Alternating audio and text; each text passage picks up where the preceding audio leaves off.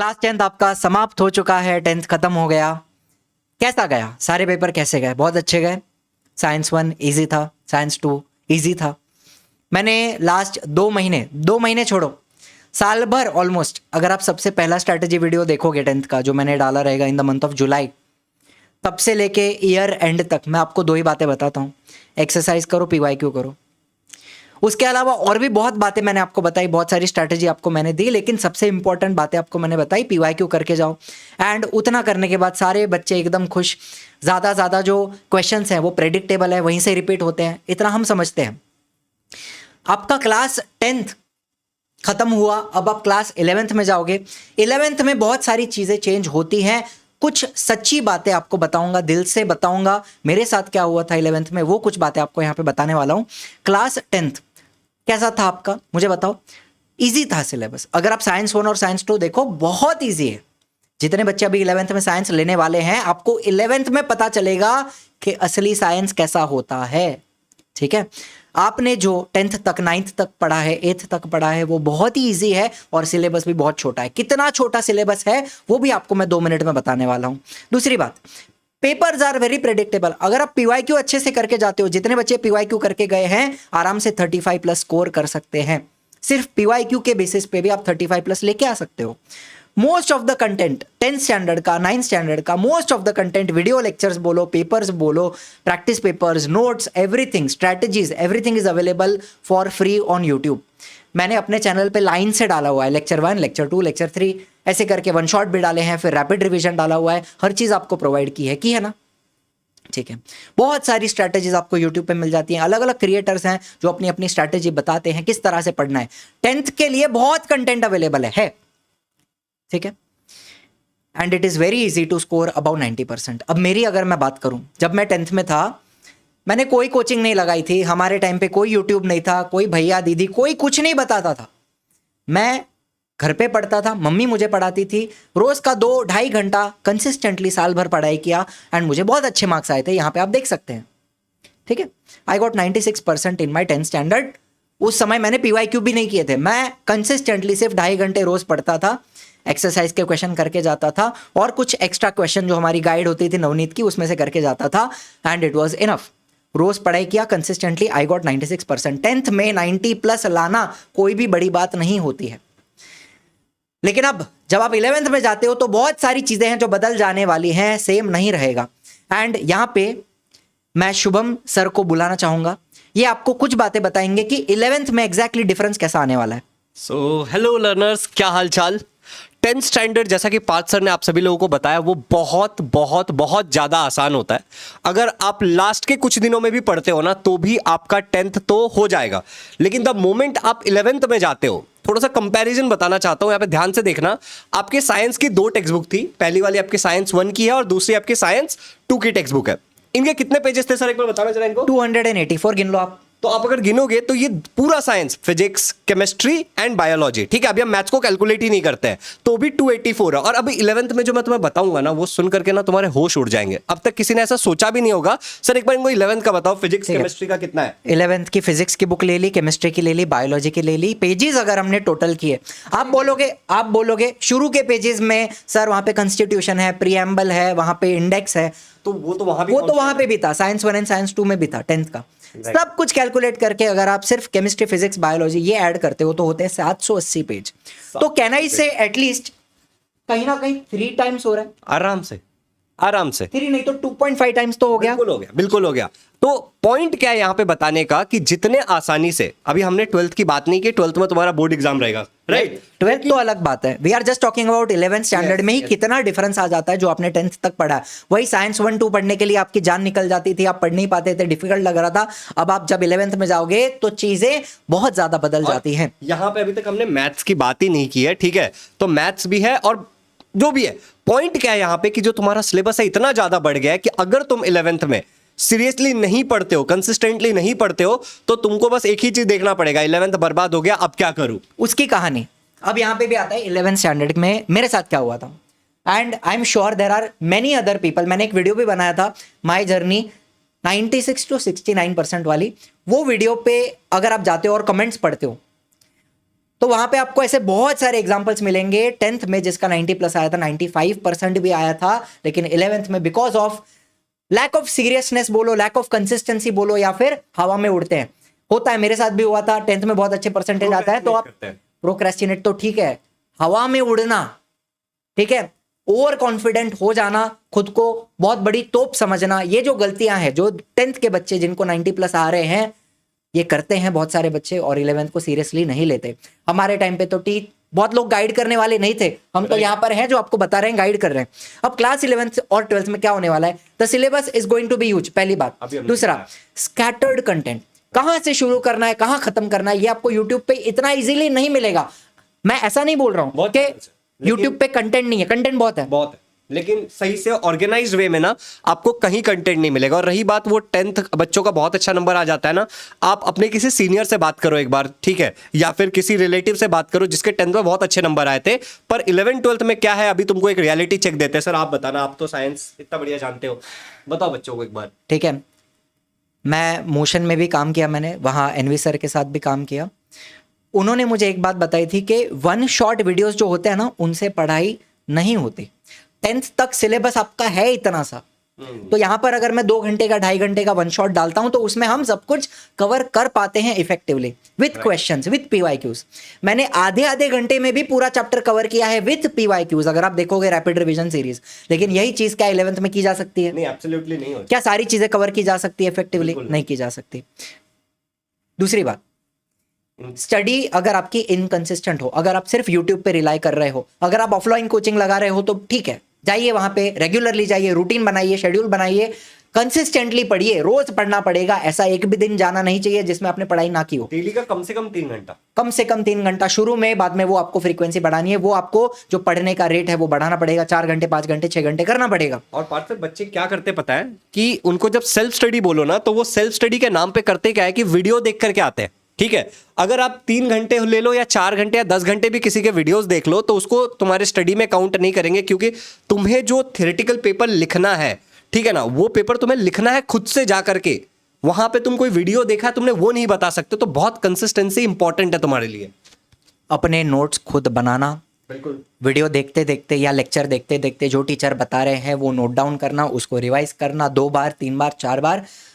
बहुत सारी बातें हैं जो हम आपको बताना चाहेंगे, जो गलतियां हमने की हैं, मैंने की हैं, वो मैं नहीं चाहता कोई भी बच्चा करे जो मेरे चैनल से पढ़ के जा रहा है। ठीक है, इनकंसिस्टेंट पढ़ाई होती है 11th में एंड चीज़ें बर्बाद होती हैं। फिर यही इनकंसिस्टेंसी आपको 12th में भी फॉलो करेगी, आपके पीछे पीछे आएगी, बैकलॉग्स बनेंगे, बहुत दिक्कतें होती हैं। एंड ऐसे हजारों लाखों बच्चे हैं जो चैनल से पढ़ के गए हैं जो ये बात बता सकते हैं, कंफर्म कर सकते हैं कमेंट में। ठीक है, दूसरी बात, डिस्ट्रैक्शन बढ़ेंगे। आप अभी 16-17 साल के बच्चे हैं, अलग अलग प्रकार के डिस्ट्रैक्शन है। चलो मेरे टाइम पे नहीं थे, मेरे टाइम पे इंस्टाग्राम पे नहीं था, मैं फेसबुक तो ठीक है था, लेकिन यूट्यूब पे उतना डिस्ट्रैक्शन आज जितना है शॉर्ट्स का, रील्स का, वो मेरे टाइम पे आज से 15 नहीं 12-13 साल पहले की बात है, 2013 की बात है, तब ये इतना नहीं था, शॉर्ट्स रील्स कुछ भी नहीं था। आज जितने डिस्ट्रैक्शन है उतने नहीं थे उस समय, आज बहुत ज्यादा है। हाथ में डिस्ट्रैक्शन लेके आप यूट्यूब पे चले जाओ, ए देखने के लिए आप जेड देख के आ जाओगे, ऐसी बात हो जाती है। ठीक है, दूसरा होता है प्रोक्रेस्टिनेशन। आपको चीजें समझ में नहीं आती, आपने लेक्चर मिस किया, बैकलॉग क्रिएट हुआ, स्ट्रेस आना स्टार्ट हुआ, वहीं से आपका प्रोक्रेस्टिनेशन स्टार्ट हो जाएगा। प्रोक्रेस्टिनेशन होता क्यों है? आपकी बॉडी जो चीज आपको हार्म कर सकती है, बॉडी खुद को प्रोटेक्ट करने की कोशिश करती है। It is a survival mechanism. Body stress को अवॉइड करना चाहती है। आप पढ़ने बैठोगे तो स्ट्रेस आएगा, तो बॉडी बोलती है मत करो, जाने दो, डिफिकल्ट काम है छोड़ दो। तो यहीं से आपका प्रोक्रेस्टिनेशन स्टार्ट होता है। बिल्कुल, आर यू अंडरस्टैंडिंग? एंड दूसरी बात, 11th ही आपका फाउंडेशन है। अगर आप यहाँ पे 11th में गड़बड़ करते हो, आपको लगेगा 12th में कवर कर लेंगे, बहुत गलत बात है। 11th के ही कंसेप्ट्स पे आपको आगे 12th पढ़ना है, यहीं पे आपकी गड़बड़ होती है। यहीं पे अगर आप मिस करते हो चीज़ों को तो आपको 12th में बहुत ज़्यादा प्रॉब्लम आने वाला है, 100%। प्रूफ, 10th में आए थे 96, 12th में मुझे आए थे 68.33। बहुत गड़बड़ी की थी, बहुत सारी मिस्टेक्स की थी मैंने, लेकिन एक चीज़ मेरी अच्छी थी, बायोलॉजी में अच्छे आए मुझे। आज भी बायोलॉजी बहुत अच्छी आती है, तभी भी बहुत अच्छी आती थी। लेकिन मेरा फिजिक्स, मेरा केमिस्ट्री, मेरा मैथमेटिक्स, मैथ से तो मैं बहुत दूर रहता हूँ, करीब ही नहीं जाता, मैं जाता ही नहीं हूँ करीब, ऐसी हालत थी मेरी। तो आपने पीसीएम भी लिया था। मैंने पीसीएम भी लिया था, वो दूसरी गड़बड़ कर दी थी मैंने। तो आज जितने भी बच्चे यहाँ से पढ़ के जाते हैं, मैं बताता हूँ, पहले थोड़ा अपना गोल डिफाइन करो, आपको Right. करना क्या है। पीसीएम करना है तो बायो ड्रॉप करो, पीसीबी करना है तो मैथ्स ड्रॉप करो। शुरू में आप पीसीएम भी ले सकते हो, जब तक आपको क्लैरिटी नहीं है आप पीसीएम भी ले लो, लेकिन जैसे जैसे 1 महीना 2 महीना 3 महीना थोड़ी क्लैरिटी अपने आप आनी स्टार्ट होती है, जैसे आप सिलेबस पढ़ोगे, and once you get that clarity, या तो मैथ्स ड्रॉप करो या तो बायो ड्रॉप करो, सब पढ़ने जाओगे, बहुत प्रॉब्लम आएंगे आपके जीवन में, ये मैं आपको बता सकता हूं, मेरा मार्कशीट आपको बता सकता है। ठीक है, तो हम क्या करने वाले हैं, हम आपके लिए क्या लेकर आए हैं सर? बेसिकली सर एजेंडा ये है कि बच्चों का जो 11th बर्बाद हो जाता है ना, वो 11th बर्बाद नहीं होने देना है। तो महाराष्ट्र स्टेट बोर्ड के अपने जितने भी बच्चे हैं जो अभी 2025 में उनका रिजल्ट आएगा और वो 10th से 11th में जाएंगे, जो भी साइंस लेने वाले हैं, और इनका 26 में खत्म हो जाएगा 11th, then they will go to 12th, board रहेगा वापस इनका। 11th सबसे पहले आसान नहीं होगा। हमने अभी बुक के पेजेस काउंट किए, उसके अंदर कॉन्सेप्ट है, कई बार एक एक चैप्टर को पढ़ाने में 15-15 दिन लगते हैं। ठीक है, अगर कोई टीचर ढंग से पढ़ाता है तो वो नंबर थोड़ा और बढ़ जाता है। हर एक जगह आपको न्यूमेरिकल्स देखने को मिलेंगे, डायग्राम बहुत ज़्यादा हो जाएगा, तो बहुत मज़ेदार चीज़ है, समझ रहे हो। But all it requires is consistency. PCM ले रहे हो, पीसीबी ले रहे हो या फिर पीसीएम भी ले रहे हो, तुम्हारे बोर्ड के साथ साथ एमएच3 सीईटी का जो पार्ट है उसको भी क्लियर करेंगे हम उड़ान 3.0 बैच में। तो सबसे मेन एजेंडा है कि हम आपको उड़ान 3.0 बैच के बारे में बताना चाहते हैं और इसके सारे बेनिफिट्स एक बार एक्सप्लेन करना चाहते हैं। सबसे बड़ी चीज़ आपको ये बताना चाहूँगा कि यहाँ पे हम बच्चों की उंगली पकड़ के आगे चलने वाले हैं। We are not going to keep the batch very big, 1000 बच्चे, 2000 बच्चे, 3000 लाख बच्चे, 10,000 लाख बच्चे जो बैचेस में होते हैं बड़े बड़े कंपनीज के, we are not going to do that. We just want less number of students but good students जो हमारे साथ रेगुलरली पढ़ पाए, कंसिस्टेंटली पढ़ पाए, एंड उन बच्चों को हम आगे तक लेके जाएंगे। बैच लेने का जो सबसे इंपॉर्टेंट क्राइटेरिया है दैट इज कि तुम कंसिस्टेंसी खुद से वादा करके आ रहे हो और हमें वादा कर रहे हो। तो अगर तुम ये बैच लेने वाले हो तो एक बार कमेंट्स में नीचे लिख दो कि आई विल बी कंसिस्टेंट। अगर तुम कंसिस्टेंटली नहीं पढ़ोगे तो इसका कोई सेंस नहीं है। ठीक है, तो अगर आप कंसिस्टेंट रहने वाले हो, खुद से प्रॉमिस करो कि डेली करूंगा, प्रोक्रेस्टिनेट नहीं करूंगा और हम आपका 11th बर्बाद नहीं होने देंगे, आपको हैंड होल्डिंग सपोर्ट मिलेगा। बहुत सारे बेनिफिट्स है, सारा बताते हैं। पार्थ सर आप ले लो, आप समझाओ जरा बच्चों को। डाउट सॉल्विंग की जहां बात आती है ना, आप डायरेक्टली टीचर्स के कांटेक्ट में रहोगे। एक स्पेसिफिक टाइम आपको दिया जाएगा दिन में जहां पे आप टीचर को कॉल करके डायरेक्टली उनसे बात कर सकते हो और अपना जो भी डाउट है, जिस किसी सब्जेक्ट का डाउट है, वो आप डायरेक्टली टीचर से बात करके क्लियर करो। ये चीज हम आपको प्रोवाइड कर पाएंगे just because number of students हम कम ले रहे हैं। We are not going to take lots of student. सारे बेनिफिट्स एक बार बता देते हैं फटाफट। बैच में क्या मिलने वाला है आपको? Live classes, of course her topic का, हर चीज का लाइव क्लास तो कंडक्ट किया जाएगा। उसके अलावा सिलेबस कंप्लीट करेंगे हम पूरा। Access on mobile, PC, tablet. मेरा रिकमेंडेशन ये रहेगा कि आप, अगर आपके पास पीसी है बहुत अच्छी बात है, लैपटॉप है बहुत अच्छी बात है, मोबाइल पे और टैबलेट पे थोड़ी दिक्कत आपको आएगी बिकॉज आप हमारे साथ किस तरह कम्युनिकेट करोगे? Through chat. लाइव लेक्चर में आपको चैट करना पड़ेगा ताकि हमें समझ में आ पाए। ऐसे भी नहीं लेना चाहिए, एक लैपटॉप अब लेना चाहिए। आप 10th से 11th में जा रहे हो, बहुत सारे प्रोजेक्ट होंगे, बहुत सारी चीजें होंगी, तो इट्स अ गुड इन्वेस्टमेंट और आपको अच्छा से काम आएगा। ठीक है, तो वी रिकमेंड कि आप लोग जरूर एक लैपटॉप ले लो। पोर्टेबल होता है, बहुत आसान होता है और बहुत ज़्यादा हेल्पफुल रहेगा। बहुत सारी चीज़ें आप सीखोगे। तो आपको मोबाइल, पीसी, टैबलेट, चाहे आपके पास एप्पल का डिवाइस हो या फिर आपके पास एक आईफोन हो या फिर एंड्रॉइड हो, कोई भी डिवाइस हो, उस पर चल जाएगा। आपको मोबाइल, पीसी हर एक जगह पे आपको एक्सेस मिलेगा। और हाँ, एक सबसे इंपॉर्टेंट बात पार्थ सर की, क्या होता है ना, कई बार बच्चे को कोई किसी भी कारण से वो क्लास को मिस कर जाते हैं, लाइव क्लास को, तो उस केस में आपको हर एक क्लास की रिकॉर्डिंग अवेलेबल रहेगी जिसको आप कितनी भी बार देख सकते हो, कहीं से भी देख सकते हो और इवन डिवाइस के अंदर डाउनलोड करके रख सकते हैं। This is very important. Next है कि इनको chapter wise doubt clearing session मिलेगा। मतलब सर जैसे मान लो कि we are going to conduct a weekly session, मतलब संडे को संडे जूम पे we will conduct that doubt clearing session. अगर एक हफ्ते में एक चैप्टर कंप्लीट हुआ है तो हम संडे को उस चैप्टर का डाउट सॉल्विंग लेंगे। एट द सेम टाइम आपके पास वो टीचर से कांटेक्ट करने का ऑप्शन भी अवेलेबल रहेगा।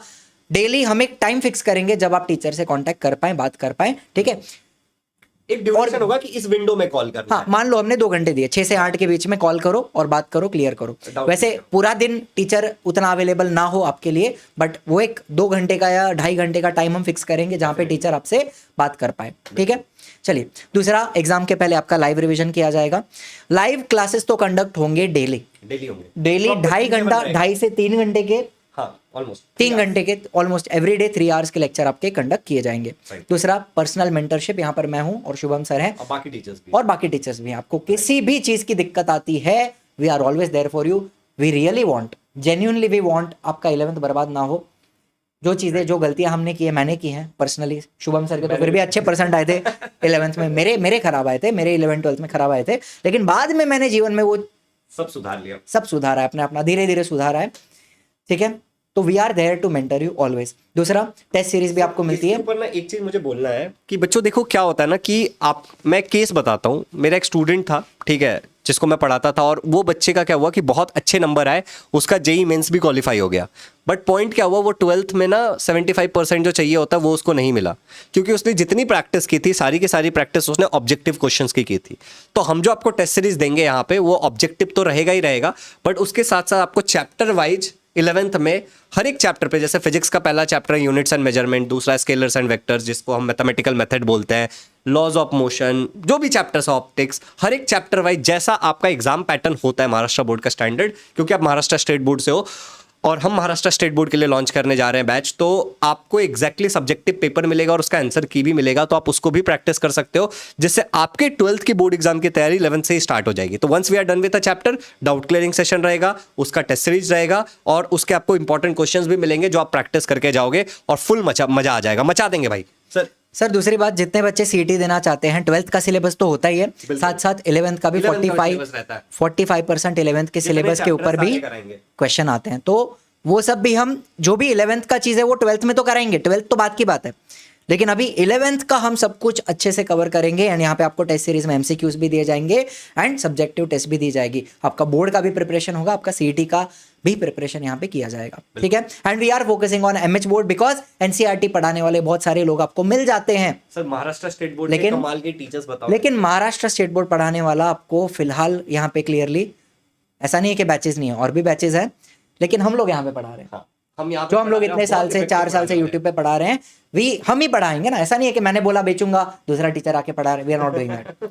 टीचर्स हैं शुभम झा सर जो हैं फिजिक्स पढ़ा रहे हैं, मैं बायोलॉजी लेने वाला हूँ, हमारे साथ मारिया पटेल मैम है जो केमिस्ट्री ले रही हैं, योगेश सोनावनी सर हैं जो मैथ्स ले रहे हैं, एंड खुशी मैम है ये बायोलॉजी जो बायोलॉजी लेंगी। तो मेरे और खुशी मैम के बीच में स्प्लिट रहेगा बायोलॉजी का, ठीक है, half I will take, half ma'am will take. ठीक है, चलिए और क्या है सर बताइए बैच के बारे में। देखो बैच में सबसे पहले जो हमारा मेथड ऑफ टीचिंग होगा दैट विल बी बाइलिंगुअल, क्योंकि कई सारे बच्चे हैं जो इंग्लिश में पूरी तरीके से कंफर्टेबल नहीं होते, तो हम हिंदी और इंग्लिश को मिक्स करके पढ़ाएंगे। और अगर तुमको मराठी वगैरह में डाउट आया तो सर मराठी में क्लियर होगा डाउट? बिलकुल होगा सर, तुम्ही मराठी येते आम्हाला जे काही डाऊट आहेत तुम्हाला ते तुम्ही मराठीत पण विचारू शकता, आम्ही clear we will do our best to clear those doubts. दूसरी बात यह कि तुमको एक प्रॉपर टाइम टेबल मिलेगा हर एक चीज़ का। मतलब कई बार क्या होता है कि हम कहीं बैच ज्वाइन कर लेते हैं, कुछ दिन वो बैच चलता है।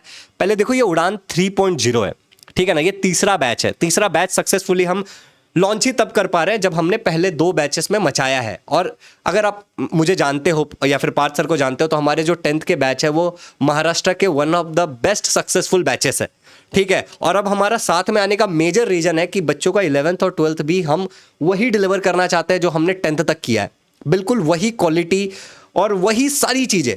एक इंपॉर्टेंट बात, टाइम टेबल फॉलो होगा, डाउट क्लियरिंग सेशंस रहेगा, और जो प्राइस है इस बैच का, क्योंकि देखो हम ना 1000 रुपए का बैच रख देते हैं और उसमें भर दो बच्चे, ठीक है ना, दैट इज, उसमें क्या होता है, पेपर कैसे चेक करेंगे, राइट? अच्छा, पेपर चेकिंग के बारे में आपने बताया। हाँ। आपकी जो सब्जेक्टिव टेस्ट होगी वो हम चेक करके देंगे आपको। Absolutely. एंड जो टेस्ट होती है वो भी जूम पे कंडक्ट की जाएगी, जहाँ पे टीचर सामने बैठेगा, बच्चे टेस्ट लिखेंगे एंड बाद में वो टेस्ट का पेपर का PDF आप हमें भेजिए, we will check that paper, ठीक है। आपको चेक करके मिलेगा। ये कौन कर आई डोंट थिंक कोई नहीं करता सर। लोगों का मतलब मेन मुद्दा क्या है कि एंट्रेंस एग्जाम निकाल लो, and that is important, entrance exam निकालो, लेकिन जो वो क्वालिफाइंग क्राइटेरिया है 12th में क्या करोगे फिर, समझ रहे हो? तो डाउट क्लियरिंग सेशन, पेपर और हर एक चीज एक प्रॉपर तरीके से जो आपको कहीं नहीं मिलने वाला है।